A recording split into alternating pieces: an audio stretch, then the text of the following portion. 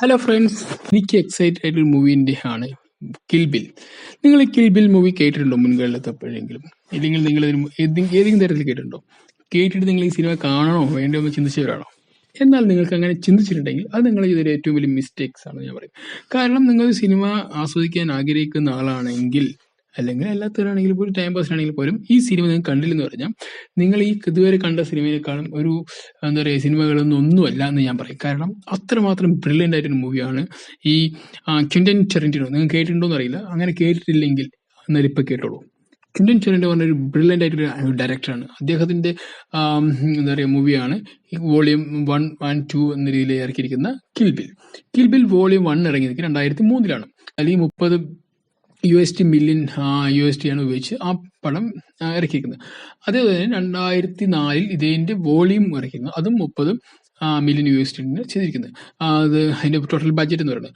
പക്ഷേ ഇതിൻ്റെ gross collection എന്ന് പറയുന്നത് 333.1 മില്യൺ USD ആണ്.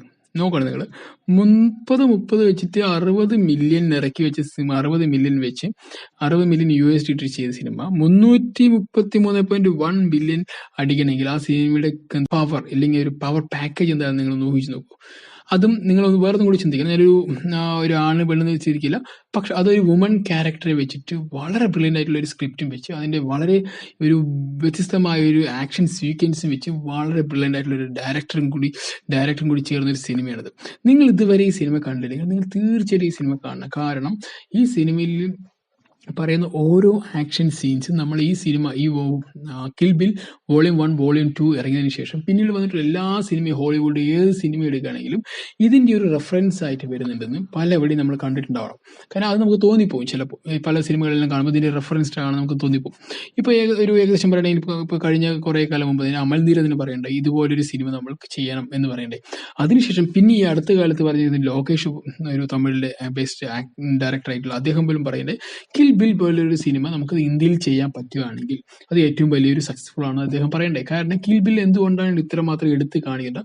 ഏറ്റവും എന്താ പറയുക ഒരു അൺനോൺ ആയിട്ട് നടക്കുന്ന ഒരു വുമനെ വെച്ച് വൺ സക്സസ് ആക്കി മാറ്റിയ സിനിമയാണ്. കാരണം അത്രമാത്രം ബ്രില്യൻസിന്, കാരണം ആ പെർഫോമൻസ് ഓർമ്മയാണ് ഈ സിനിമ. കാരണം ഇതിലെ ആക്ടറിന്റെ പേര് നോക്കുകയാണെങ്കിൽ നിങ്ങൾക്ക് ചിലപ്പോൾ ആക്ടേഴ്സിന്റെ ഓർമ്മ ഉണ്ടാവും വിചാരിക്കുന്നു. ഉമാ തുർമിൻ ആൻഡ് ഡേവിഡ് കലന്റെ, ലൂസി ലിയു. പിന്നെ ഇതിലേറ്റവും എനിക്ക് ഒരു ഭയങ്കര ഇഷ്ടം തോന്നിയിട്ടുണ്ട്, ഇതിലൊരു വില്ലത്തി ഉണ്ട്. ആ വില്ലത്തിനെ എന്താ പറയുക ആ ഒരു ലേഡിയെ പ്രസന്റ് ചെയ്യുന്ന രീതി, വാട്ട് എ ബ്യൂട്ടി. നമുക്ക് ഒരിക്കലും അങ്ങനെയൊക്കെ ഒരു സിനിമ നമ്മൾ ഇതിൽ കണ്ടിട്ടുണ്ടല്ലോ. അങ്ങനെ ഇതിൽ ഒരു വില്ലനെ ആയിക്കോട്ടെ, ഇല്ലെങ്കിൽ നായികയായിട്ട്, ഇല്ലെങ്കിൽ ഓരോരുത്തരും ഇതിൽ പരിചയപ്പെടുന്ന രീതിയൊക്കെ തന്നെ വളരെ വ്യത്യസ്തമാണ്. കാരണം അത് തന്നെയാണ് ഈ സിനിമയുടെ ഏറ്റവും വലിയ പ്രത്യേകത ഞാൻ മനസ്സിലാക്കും. കാരണം അത്രയും ബ്രില്യൻസ് ആയിട്ട് ഉപയോഗിക്കുന്നത്. ഈ ക്വിൻ്റൻ ടാരന്റിനോ പറഞ്ഞതിന്റെ മൂവി നിങ്ങൾ കണ്ടിട്ടില്ലെങ്കിൽ ഇത് ഈ വോളിയം 1 വോളിയം 2 കിൽ ബില്ലിന്റെ വോളിയം 1 വോളിയം 2 വെച്ച് കണ്ടു തുടങ്ങിക്കോളൂ മക്കളെ. ഒരിക്കലും നിങ്ങൾക്ക് സമയം നഷ്ടപ്പെടില്ല. 1 ലക്കാണ് എന്ന് വെച്ചാൽ ഇതൊരു സിനിമ നമ്മൾ അറിയപ്പെടാതെ പോയി എന്നുള്ള തോന്നിയിരിക്കുന്നത്. കാരണം ഇപ്പോഴത്തെ കുറേ ആളുകൾക്ക് വലിയ സിനിമ ഓർക്കുന്നില്ല.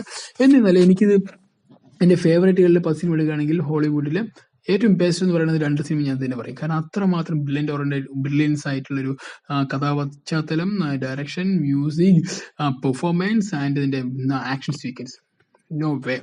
കാരണം അത്രമാത്രം ബ്രില്യൻ. അപ്പോൾ നിങ്ങൾക്ക് എന്തായാലും ഈ സിനിമ കാണാൻ എവിടെ നിന്ന് കാണുന്നൊക്കെ ചോദ്യം വരും. ടെലിഗ്രാം MK നിങ്ങൾ ഡൗൺലോഡ് ചെയ്യാൻ പറ്റുന്നുള്ളൂ. കിൽ ബിൽ വോളിയം 1 എന്ന് കടിച്ചാൽ സിനിമ വരുന്നു, ഇംഗ്ലീഷത്തിന് കാണാം. അപ്പോൾ എല്ലാവരും കണ്ട് നിങ്ങൾക്ക് അഭിപ്രായം വല്ലതും ഉണ്ടെങ്കിൽ എന്നെ അറിയിക്കാം. അതിന് ഇതിൽ എൻ്റെ മോണിക്ക ബെനീസും കൂടി ഇതിൽ അഭിനയിച്ചിട്ടുണ്ട്, വളരെ അടിപൊളി ചാമിങ് ഗേളായിട്ട്. അപ്പോൾ എന്തായാലും നിങ്ങൾ കാണുക. കണ്ട് മോണിക്ക ബെനീസ് ഇതിന് മുമ്പ് അഭിനയിച്ച സിനിമകളുടെ പേരൊക്കെ അറിയണമെങ്കിൽ നിങ്ങൾക്ക് കമൻറ്റ് ബോക്സിൽ പറയാവുന്നതാണ്. അല്ലാത്ത പക്ഷം നിങ്ങൾക്ക് ഈ സിനിമയുടെ അഭിപ്രായങ്ങൾ ഉണ്ടെങ്കിൽ ഞാൻ പറഞ്ഞുകൊണ്ട് നിങ്ങൾ കണ്ടിട്ട് നിങ്ങൾക്ക് ഇഷ്ടപ്പെട്ടില്ലെങ്കിൽ നിങ്ങൾക്ക് അതും കമൻറ്റ് ബോക്സിൽ അറിയിക്കുന്നതാണ്. Okay, thank you, bye, see U.